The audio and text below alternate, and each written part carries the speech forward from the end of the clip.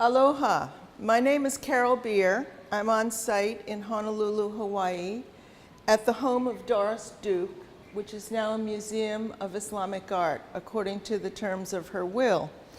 She died in 1993, and I had the good fortune to be the first scholar in residence here in 2004.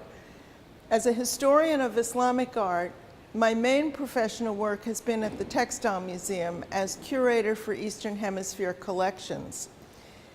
And since 2001, when I stepped down as curator, I've continued to serve in affiliation with the Textile Museum as research associate, and I'm currently visiting scholar with the Center for Islamic Studies at the Graduate Theological Union.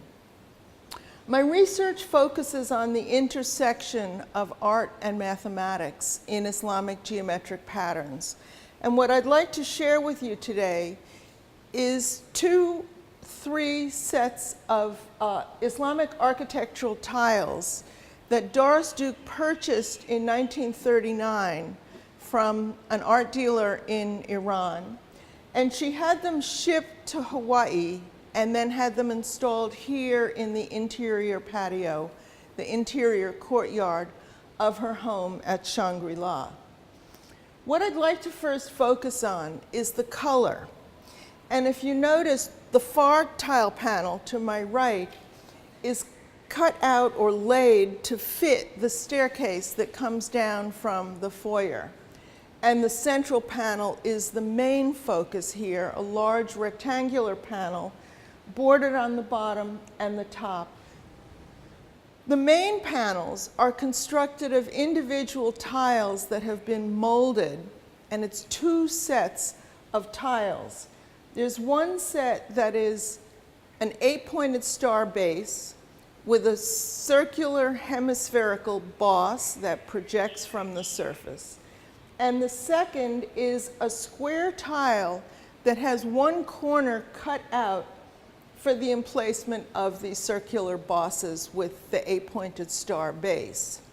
Together, these tiles produce a square grid pattern where you see each boss is the center point of the intersection of parallel vertical lines and parallel horizontal lines, the vertical and the horizontal lines being perpendicular to one another, in essence forming a square grid. Now that grid underlies the pattern both in terms of its structure and its construction. But color, looking at color, the difference between these two panels is not the color itself, but the proportional use of color.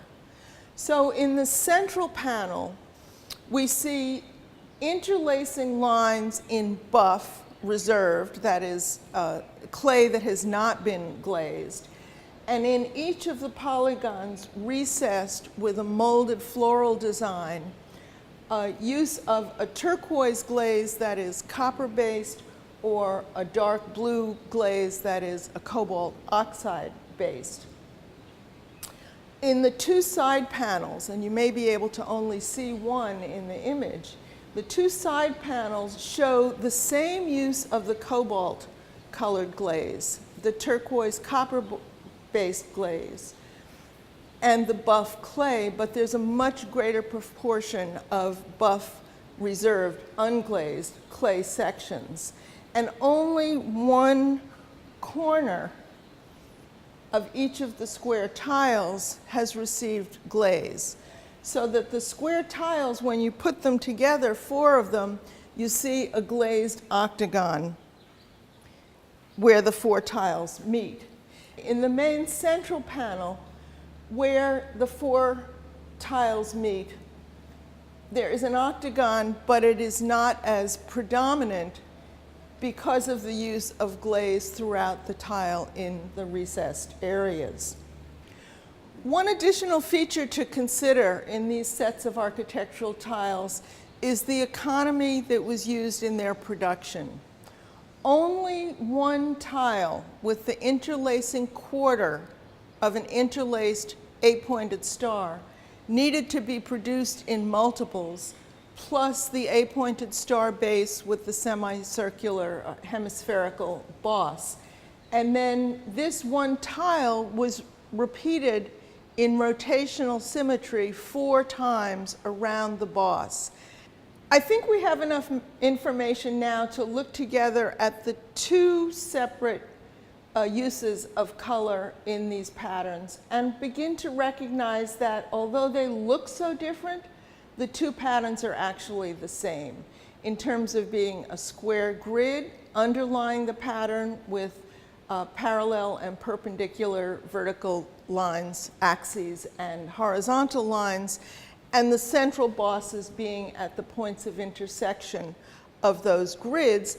And in addition, that 4 tiles together create the interlaced octagon that is in the center of each of the square units of grid, the octograms leaving as reserve spaces non-regular 5-pointed stars.